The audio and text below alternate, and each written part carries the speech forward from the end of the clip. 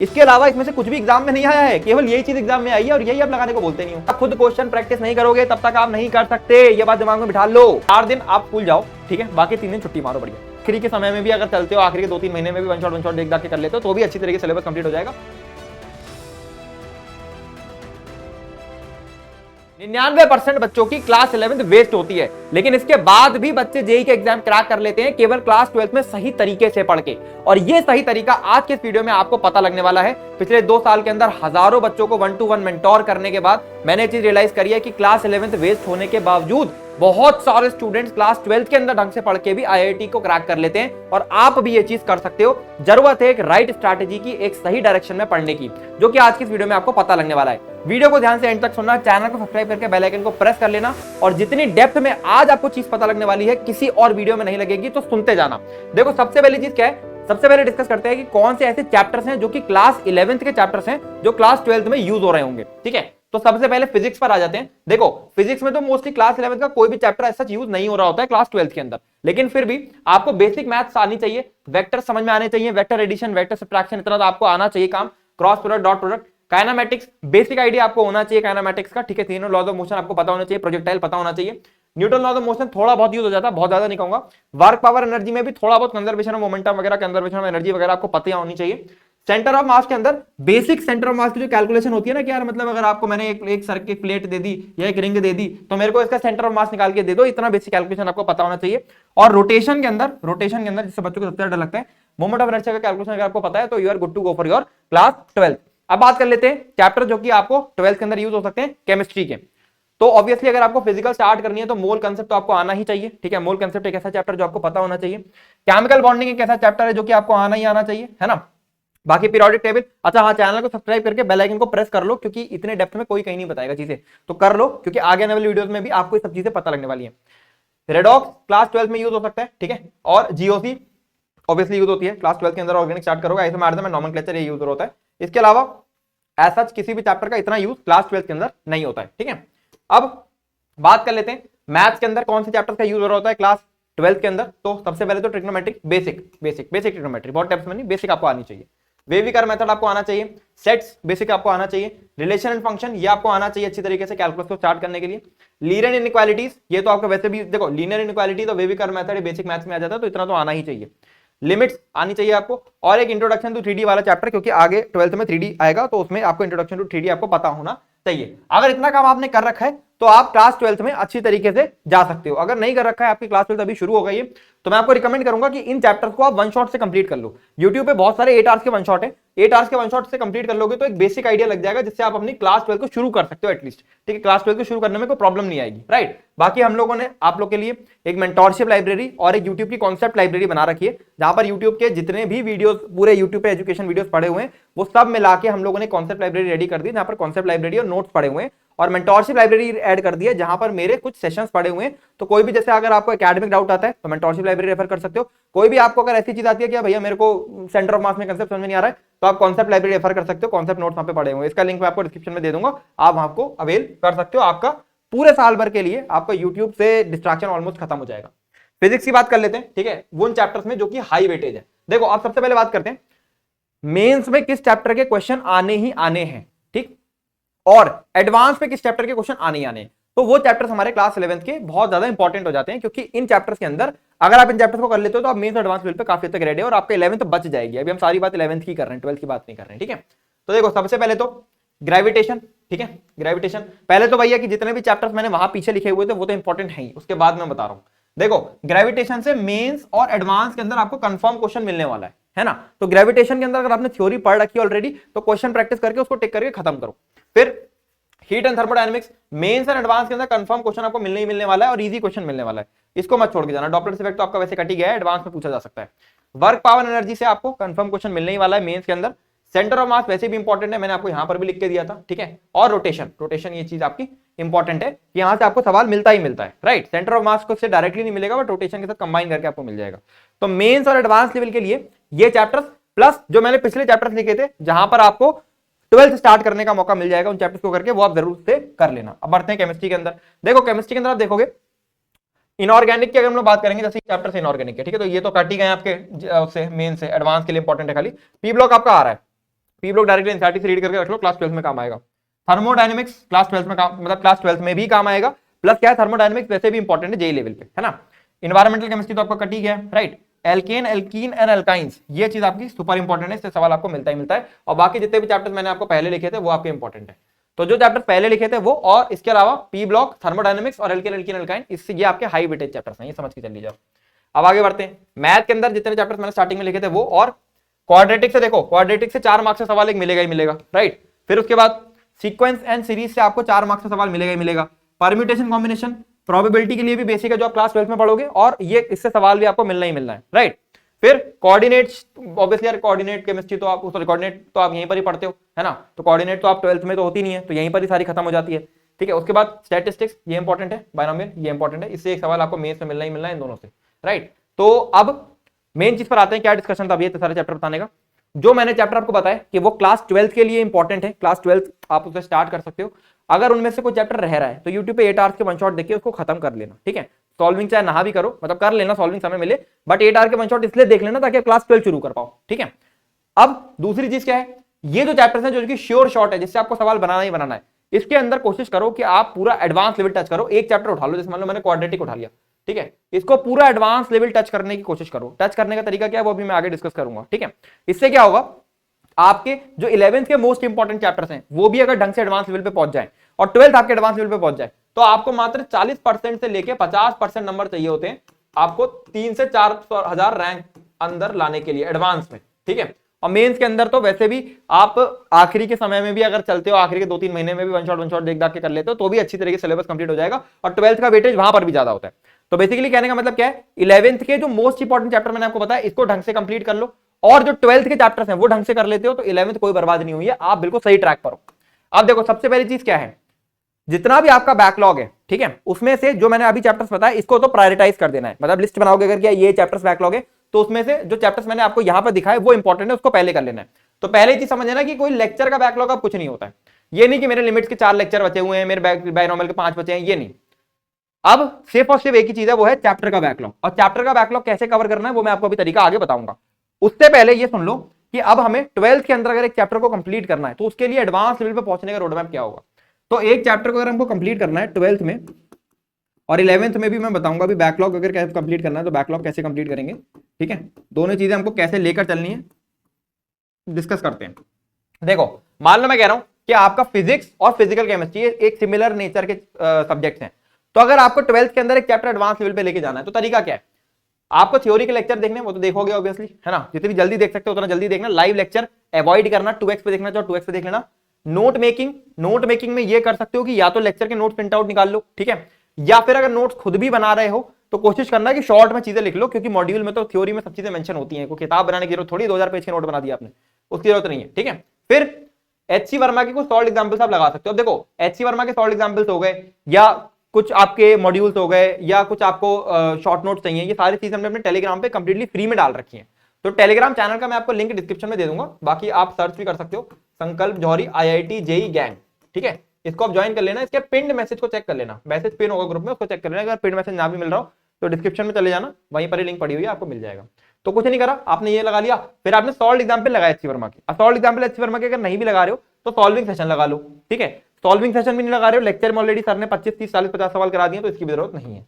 Basically क्या है, कहीं से आपको एक ऐसा रिसोर्स पकड़ना है जहां से आपकी सॉल्विंग आप करते हुए देख सको टीचर को, क्योंकि उसको आपने कॉपी करना है, उसको आपने क्या करना है, एज इट इज एक्टिंग करनी है उसकी, ठीक है।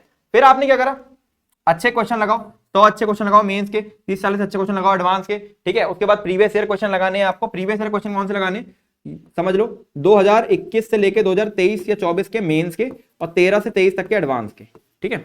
जो सवाल आपसे नहीं बनेंगे, एक अलग से डाउट कॉपी बनाओगे आप, और उसके अंदर उन क्वेश्चंस को ऐड करोगे, ठीक है। तो ये तरीका है आपका पूरा एडवांस लेवल पे पहुंचने का, ठीक है। यानी 100-200 मेंस लेवल के क्वेश्चन बढ़िया, ठीक है, 50-60 मिनिमम बता रहा हूं मैं, 50-60 मिनिमम एडवांस लेवल के क्वेश्चन, और फिर इसके बाद एडवांस के पीवाईक्यू तो मेंस के पीवाईक्यू, ठीक है। इनऑर्गेनिक की बात कर लेते हैं। इनऑर्गेनिक में ज्यादा रिक्वायरमेंट नहीं है, एक बार लेक्चर देख लो, एक एनसीईआरटी का ऊपर से ओवरव्यू ले लो, और जेई मेंस के पीवाईक्यू लगा लेते हो, तो मेंस लेवल पे तो आप रेडी हो। एडवांस लेवल पे अगर रेडी होना चाहते हो तो जो आपके लेक्चर के अंदर जो थ्योरी अपार्ट फ्रॉम एनसीईआरटी पढ़ाई गई है उसको ढंग से पढ़ो, और इसके अलावा एडवांस के पीवाईक्यू लगा लो, तो आपका काफी हद तक काम हो जाएगा उसके अंदर, इनऑर्गेनिक के अंदर। ऑर्गेनिक के अंदर हम लोग बात करेंगे, ठीक है, लेक्चर ढंग से देखना है, ठीक है। फिर उसके बाद सॉल्विंग सेशन को रेफर कर सकते हो, क्वेश्चन प्रैक्टिस आपको करनी है बल्क में और पीवाईक्यू लगाना है। देखो मेरी बात बहुत ध्यान से समझ लो, अगर आप खाली इन दो स्टेप्स पर फंसे हुए हो तो आपका जेई नहीं होने वाला है, क्योंकि लेक्चर और सॉल्विंग सेशन का मतलब यह है कि टीचर ही सारी चीजें कर रहा है। आप खुद से, मैं कह रहा हूं भाई मेरे को क्रिकेट सीखना है, ठीक है। अब तो मेरे को देखो कि मैं कवर ड्राइव कैसे खेल रहा हूं, आपने देख लिया मुझे, मैं कवर ड्राइव ऐसे खेल रहा हूं, ठीक है। आप खेल दोगे एग्जाम में जाके, आप देख खेल दोगे जाके ब्रेटली के सामने? नहीं खेल सकते। जब तक आप खुद बैट नहीं पकड़ोगे तब तक आप नहीं कर सकते, जब तक आप खुद क्वेश्चन प्रैक्टिस नहीं करोगे तब तक आप नहीं कर सकते, ये बात दिमाग में बिठा लो, ठीक है। और प्रीवियस ईयर क्वेश्चन, कोई इंस्टीट्यूट, मैंने इंडिया का कोई इंस्टीट्यूट नहीं सुना जो कि बच्चों को 11 से कह रहा हो कि पीवाईक्यू लगा लो। अरे भाई मैं रिक्वेस्ट करना चाहता हूं, ये वीडियो अगर कोई टीचर्स देख रहे हो, सर आप क्यों नहीं बोल रहे हो पीवाईक्यू लगाने को बच्चे को? ये एक्चुअल डेटा है जो एग्जाम में आया है, इसके अलावा इसमें से कुछ भी एग्जाम में नहीं आया है, केवल यही चीज एग्जाम में आई है और यही आप लगाने को बोलते नहीं हो। तो पीवाईक्यू जरूर लगाने हैं, this is super important. PYQ free में भी डाल रखे हैं टेलीग्राम चैनल के ऊपर, पिन मैसेज में मिल जाएगा, ठीक है। चलो मैथ के अंदर सुन लो, lecture, solving session, solve examples लगा सकते हो सिंगेज के, ठीक है, और मॉड्यूल्स के किसी के भी सॉल्व एग्जांपल्स लगाओ, क्वेश्चन लगाओ बल्क में, ठीक है। और पीवाईक्यूज, यहां पे क्वेश्चन नहीं बनेंगे, डाउट कॉपी में डालोगे, सर्च करोगे, कंसेप्ट मैप बनाओगे, कंसेप्ट लिस्ट बनाओगे, कोई चीज नहीं समझ आ रही है वापस से माइंड बॉगल करके चीजें निकालोगे, गूगल से निकालोगे, अपने लेक्चर से निकालोगे, बुक से पढ़ोगे, इसमें समय लगेगा। तो एक चैप्टर को एडवांस लेवल की डेप्थ तक लेकर जाना होगा क्लास 12th में। अगर आप एक चैप्टर को क्लास 12th में एडवांस लेवल की डेप्थ तक लेकर जा सकते हो तो आपका एडवांस बहुत ही अच्छी तरीके से क्लियर हो सकता है। अब आते हैं कि यार भैया जो चैप्टर हमारे क्लास 11th के बैकलॉग हो गए उसको हम कैसे कंप्लीट करें, ठीक है, 12th के साथ कैसे कंप्लीट करें। देखो जो चैप्टर क्लास 11th का बैकलॉग हो गया है वो हमारा बिल्कुल 0 पर है, ठीक। अब लेक्चर लेक्चर लेक्चर लेक्चर देखने बैठ जाओगे अगर आप, तो क्या होगा, वो चैप्टर आपका कंप्लीट तो हो जाएगा बट क्लास 12th कब करोगे फिर? तो हमें कुछ ऐसा मेथड निकालना है जिससे हम जल्दी से चैप्टर कंप्लीट कर सके और कहीं ना कहीं मेन और एडवांस लेवल के बीच में लैंड कर सके, ठीक। उसका तरीका मैं आपको बताता हूं, ठीक है। देखो मैं ये नहीं बोलूंगा इससे आप पूरा एडवांस लेवल चले जाओगे, बट मेंस और मेंस से कुछ ऊपर, एडवांस से कुछ नीचे लेवल पर आप पहुंच सकते हो। क्या तरीका? सिंपल सा तरीका सुनो। थ्योरी कवर करने के लिए 8 आवर का वन शॉट यूज करो अनअकैडमी एटम्स का, ठीक। पूरी थ्योरी कवर हो गई, इसको 2 से 3 दिन में देख लो, ये नहीं एक ही दिन में निपटा दिया। 8 घंटे का है ना, 3 दिन में डिवाइड कर लो, तो 3 घंटा एक दिन देखा, 3 घंटा एक दिन देखा, तो 2 घंटा एक दिन देखा। इसको 4 दिन में भी डिवाइड कर सकते हो, 5 दिन डिवाइड कर सकते हो, आपको डिपेंड करता है। बेसिकली 2 से 3 घंटे का टाइम आपको डेली निकालना है बैकलॉग को कवर करने के लिए। उसमें जैसे मान लो आज वन शॉट देख रहे हो, ठीक है, तो कल आप उसमें क्या करोगे, कल उसमें आप सॉल्विंग सेशन लगा लोगे, इस तरीके से चल रहा है, ठीक है। अब थ्योरी कवर कर लिया आपने वन शॉट से, फिर सॉल्विंग सेशन देखना। सॉल्विंग सेशन में मोशन जेई 2021 का क्रैश कोर्स है, जहां पर आपको बढ़िया लेवल के सवाल मिल जाएंगे, जे लेवल के सवाल मिल जाएंगे, टीचर से सॉल्व करे हुए। उन सवालों को जब आप देखोगे किस तरीके से क्वेश्चन को अटेम्प्ट किया जा रहा है, तो आपको एक आइडिया लगेगा कि मेरे को क्वेश्चन कैसे अटेम्प्ट करने हैं। उसके बाद हमने आपके लिए एक बैकलॉग मटेरियल भी डिजाइन करा हुआ है, वो क्या है, जेई मेंस के मोस्ट एक्सपेक्टेड क्वेश्चन, जो कि जेई संकल्प के ऐप पर आपको मिल जाएंगे, ठीक है। जेई संकल्प का टेस्ट ऐप आप अवेल कर सकते हो। देखो टेस्ट ऐप के ऊपर अगर आप टेस्ट सीरीज का सब्सक्रिप्शन लेते हो तो वहां पर मेंस लेवल के, लेवल 1, लेवल 2, लेवल 3 के chapter wise test, top 25 PYQs, full test, mock test, सब कुछ आपको मिलने वाला है, ठीक है। तो आप इसको अवेल कर सकते हो, यहां से क्वेश्चन प्रैक्टिस कर सकते हो। अगर यहां से क्वेश्चन प्रैक्टिस आपको लग रहा है कि यार भैया ये मेंस लेवल ये बहुत ज्यादा, मेरे को थोड़ा थोड़ा एडवांस पे टच करना है, तो हमने इसी ऐप के ऊपर JEE Mains most expected questions आपको दे रखे हैं। अब जेई मेंस के ये मोस्ट एक्सपेक्टेड, बट वो जेई मेंस और एडवांस के बीच लेवल पर आपको नहीं छोड़ेंगे। तो वो उसमें 43 क्वेश्चन की शीट है, इन 43 क्वेश्चन को आप ढंग से लगा लो और प्रीवियस ईयर क्वेश्चन को ढंग से लगा लो। बाकी क्या कर सकते हो, मैंने जो आपको स्टार्टिंग में बताया था हमारा कॉन्सेप्ट लाइब्रेरी,